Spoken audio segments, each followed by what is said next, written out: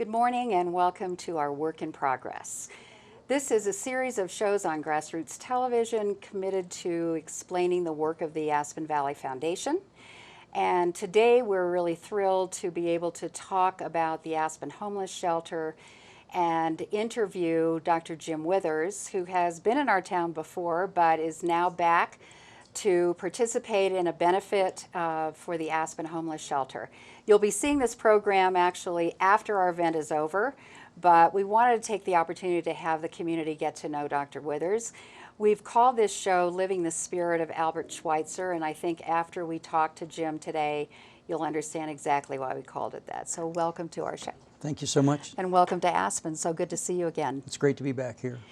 So you have lived your life really committed to helping the poor, helping the homeless, and not making jillions of dollars a year as a physician. How did this start for you? Well, I was very, very fortunate to be raised in a family that was mission-oriented or service-oriented, if you will.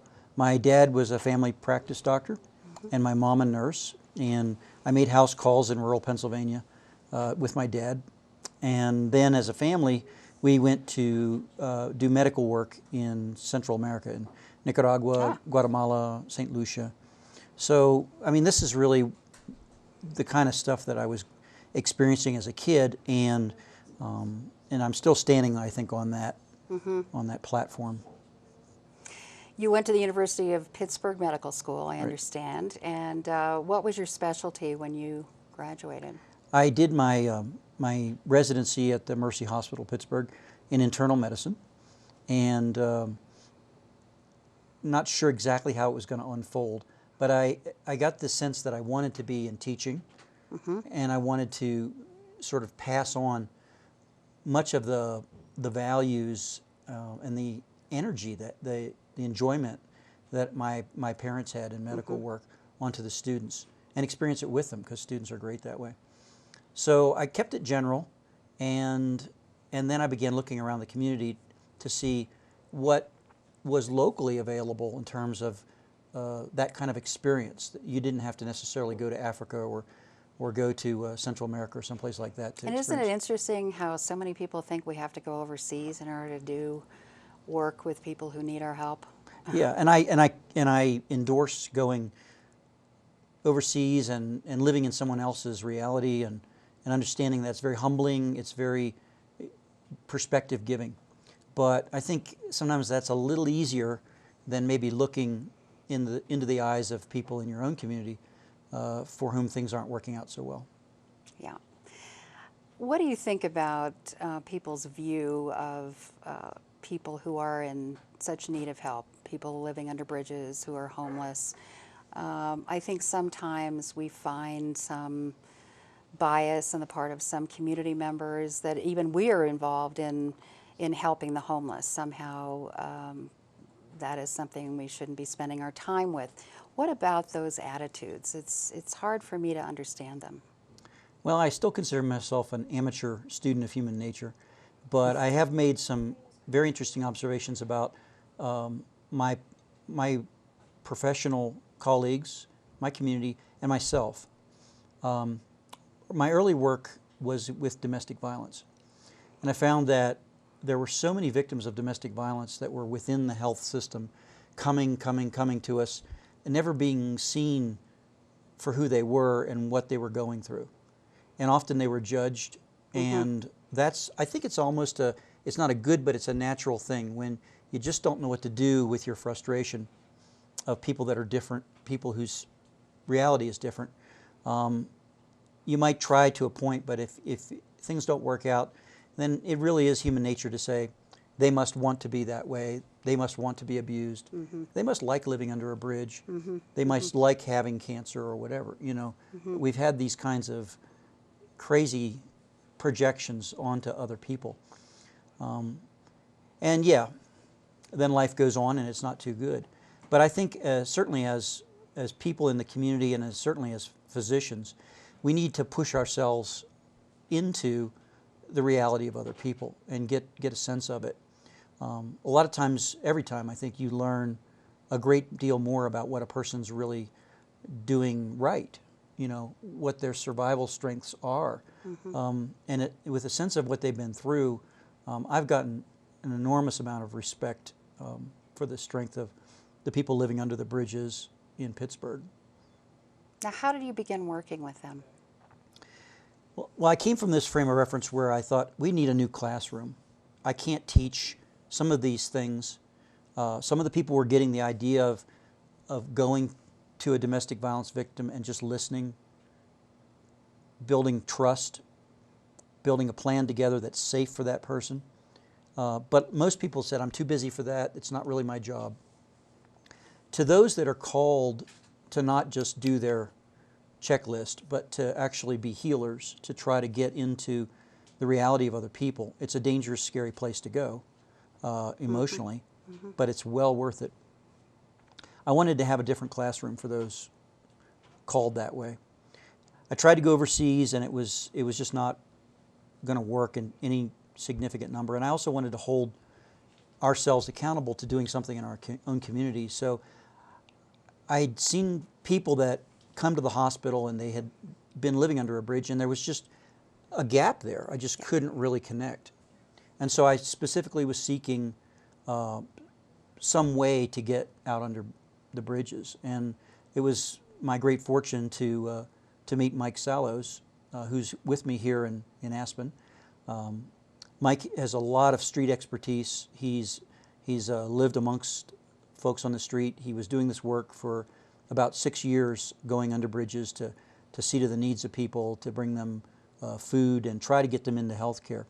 And so the two of us formed this unlikely partnership. He said, don't dress like a doctor. So I actually dressed like a homeless person for the first 9 months. And it was just the two of us. And we went out into these campsites and abandoned buildings that Mike knew, and they trusted him, so I was welcomed. And it didn't take very long for me to develop a kind of a medical practice. I was the doctor for the street people, kind of in secret at that point, but it was one of the most exciting times of my life. What year was that? When did you That was start back in this? '92. Okay. Yeah, I've been at this for a little while. You have been. Yeah. But Do you encourage other physicians to move into this calling, or do you work with guys who are women who are maybe have it together and want to try this, or are you working with students in this new classroom as well? Yeah, and I think that, you know, that we call it adult learning. When you want to learn something, you'll learn it better. Yeah.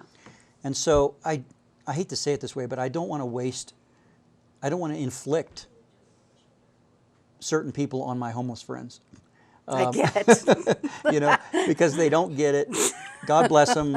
We need neurosurgeons, but they're just not. They just don't have the. Yeah. They just don't have the empathy. The empathy and the. It's a complex thing. It's like a housewife. I mean, you're juggling multiple dimensions of health, and there's an elite, if you will, I feel, a type of student and healthcare professional that's called to this, and I want to invest in those. So we have a waiting list of people from all over the world now that come and they do work with us, and they go on to start their own programs. We now have a partnership of over 85 communities throughout the world that are doing what we call street medicine.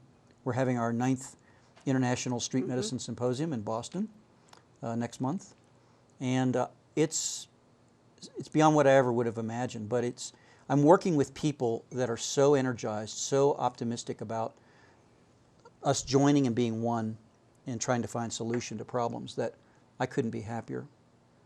That's really a beautiful thing. You're a lucky man. I am a lucky guy. We were just talking about gratitude before we started the show, Yeah. and you have a lot to be grateful for. Yeah. What do you see? One question, how do you get funding for this? Is the university helping? Or are you out looking for grants? How does this work? Because obviously most of these people are not paying you, or you're not getting reimbursed from insurance. My first strategy was to steal things from the hospital. There you go. Yeah. We did that too, actually, for Bariloche, Argentina. We started helping a hospital down there years ago. I had my confession. Stealing is good. Okay. I had my confession. At the time, it was the sister in charge of the hospital, and she said, at Mercy, you're okay, yeah. Those Sisters of Mercy are great. I really feel, and because I consult with other cities and communities throughout the world to help them get this started. It's like starting a campfire. There's just, you just got to know Just that kind of spark. the little things. You start small. So it's a real grassroots movement. And in almost every case, except maybe in Northern Europe, you really have to, you're a panhandler yourself to start with. I mean, you're starting off, and it's the people with the right spirit that will come. And I've seen that story play out over and over, and it's a great faith builder for me. I think sometimes when you start with plans that are too big, too grandiose for those people without engaging at the right speed, then things aren't as likely to work. But we've been blessed to have different people who have skills of helping us fund our Pittsburgh program. We could use help funding the Street Medicine Institute, which is the new nonprofit that that oversees the global movement of street medicine. But I've got a lot of faith that if you do the right thing, people will get it, and they will join, and they'll bring their own skills and talents. And I'm sure you've seen that here. Obviously, we have, and I think, it's that essence, it's the character, it's the goodness of what you're trying to do that does attract the resources that you need. And sometimes they don't seem to appear when you need them at the moment, but eventually I think it does come. And I guess that's the hopefulness about believing in that good will prevail. And absolutely. Yeah. I think we're being watched. We're doing work that's critical to keep people alive, that gives them hope, and then they themselves, we've housed over 900 people chronically homeless in the last 9 years in our city. I never would have thought that could have happened. But I believe we're being watched by a larger community that are on the fence about whether these people are bad or whether they're brothers and sisters. And I think that as we continue, even in the face of not maybe having the resources we need, a lot of people look inside themselves and say, you know what, I want to be with people that see their brothers and sisters that way. That's who I want to be with. And so I think there's a larger dimension to this that's really as important or more important maybe than what we accomplish on a particular day. And it's interesting you talk about choice. We've actually had a community education effort around making the choice, choosing good over evil. Yes. And we've been publicizing that at the foundation level. Because again, it's our choice to be with positive people, to do good work, and not let the bad stuff get us down. And I've been here a number of times. I've been lucky to visit you all, and I commend your foundation and your organization for capitalizing on what is good, what is right, what is decent, and building on strengths such as that. So, thank you very much. We're trying. Yeah, you are. So what are your next steps professionally? Obviously, you're still a young guy. You're a lot younger than me. Thank you for saying that. No, that's okay. So are you going to be more concentrating still on your local work, or is this now international movement really going to be your new focus? What are you thinking? Well, increasingly, I feel that the field of street medicine is being born. And I think every homeless person in the world should have someone coming to them in a way that is acceptable to say, hey, how are you feeling? Yeah. Are you sick? And the people in each city, there are people that want to do this, that are capable of doing this. They need encouragement and they need expertise. So I do want to place more and more of my second half of my life in that movement, in pushing that as an actual normal thing, like you'd have a fire department almost. Homeless illness and the consequences of the things that people suffer on the street are very costly to this country. Yeah. They cost billions of dollars. Yeah, because these guys go to the ER. Right. And it's like we ought to treat ourselves by helping folks for whom the system is not working. We can save enormous amounts of money to the hospitals in terms of emergency room utilization, length of stay in the hospital. We have a consult service, readmissions. And then when you get them into housing, I've watched people move in healthy directions where they cost, in legal terms and in every other terms, less and less money to society. So it may just seem compassionate, but it's very cold logic to help people put the pieces together so that we don't have to bear the cost of that. So I feel very strongly that it's a win-win situation. that I would like to dedicate more of my time to the Street Medicine Institute to see that going. But I also can't stop doing my work with Operation Safety Net because I love the people in the streets. My parent organization, Pittsburgh Mercy Health System, has been very supportive with our local work. And I think unless I keep walking the streets, I won't feel I'm for real, you know? It's great to walk the streets in Beijing or in Moscow or Central America, but I need to walk the streets of my own town to feel that I'm legit. Tell me more about that. That's a really interesting comment. Well, Mike and I, you know, we've been sharing this experience for 22 years almost now, and it's taken on a deeper and deeper spiritual component for us. When you go into the street, it's like going into the looking glass. You learn more and more about yourself. You find community with people that is really healing to you. Mm-hmm. Because I think, in a sense, you become more whole yourself when you don't have to fear, misunderstand, or be misunderstood by other people in your community. And to me, it's like drinking water. I need to be part of those wonderful, funny, courageous, amazing people, our friends on the street. Even if they die and they don't make it, you know, it's an honor to be there with them in their struggles and celebrate their success. So I couldn't give that up. But how do you really teach that, or does this just come from people naturally? I mean, can you teach people how to feel the way you do? There's a lot of debate about that.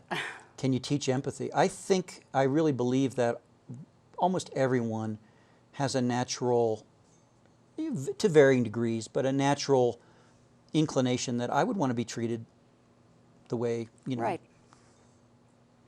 Well, whatever. Treat others as you would want to be treated. Right. That gets injured and damaged, and I think people become bitter and cynical, and that's where this division comes from, where people end up being fear-based. Yes. And so how far you've gone down that road determines maybe how enthusiastic you can be about helping others. But if you could open that up in yourself, in your spirit, it's why we're on this planet.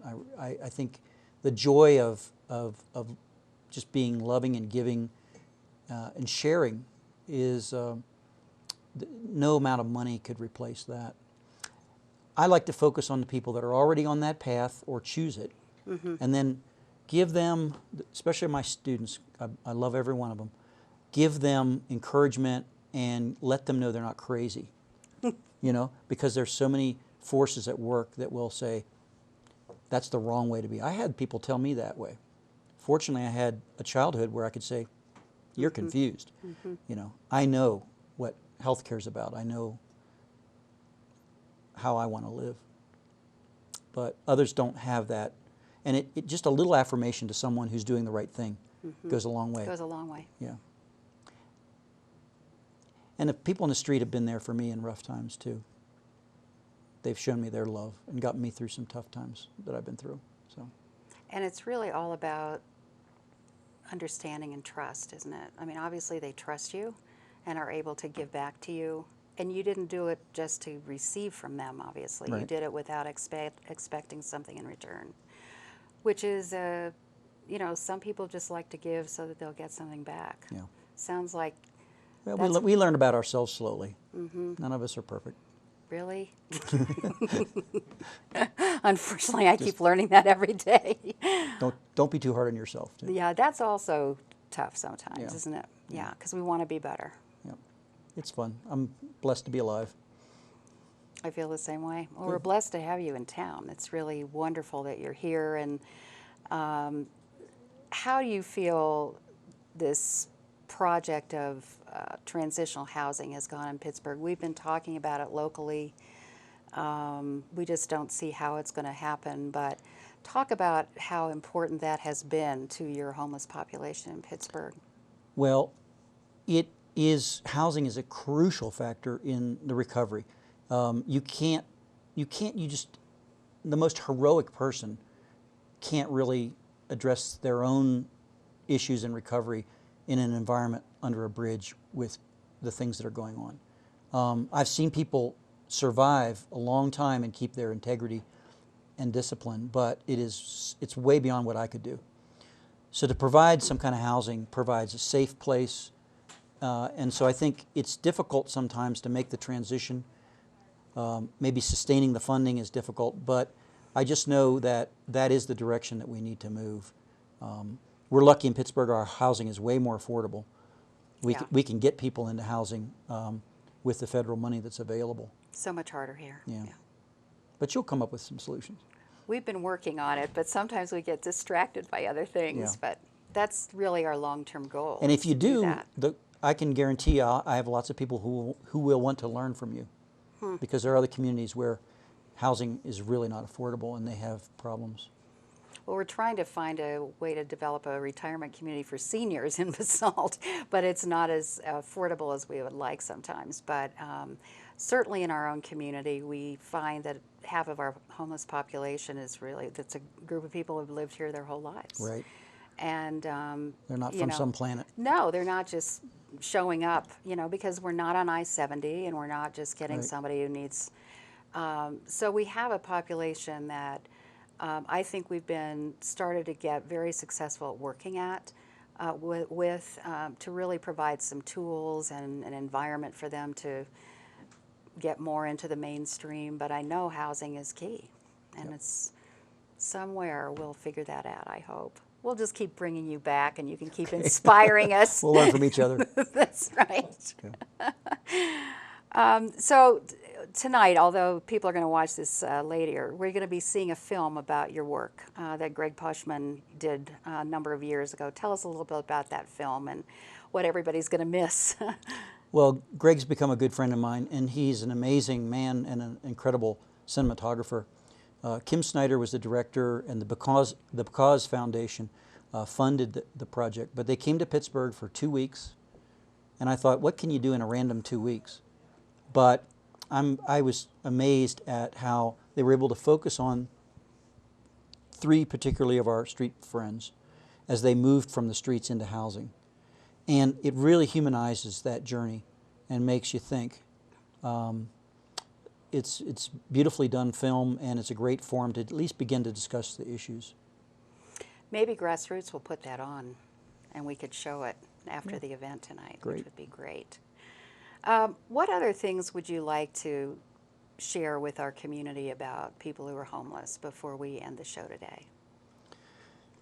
Well, I want to acknowledge the frustration that we all have with how things have developed in the country in terms of the issues involved and the numbers of people that find themselves on the street.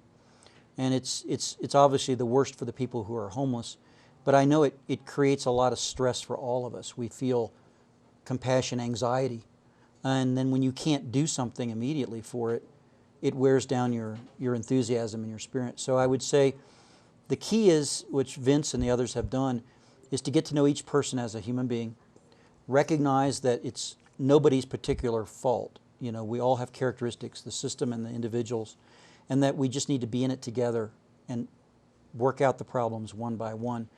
In that process, it sounds slow, there's no magic wand, but I think it actually makes us smarter and better at solving lots of other kinds of problems if we can break it down to the small parts of it. So don't give up, and look closely at the small details and make partnerships. Collaborations are key. Don't settle for people that want to polarize. They'll fade away. Beautiful words. Okay. Again, thanks so much for joining us in Aspen, and thank you for joining us for our work in progress and our interview with Dr. Jim Withers. We'll hopefully see you next week. Bye-bye.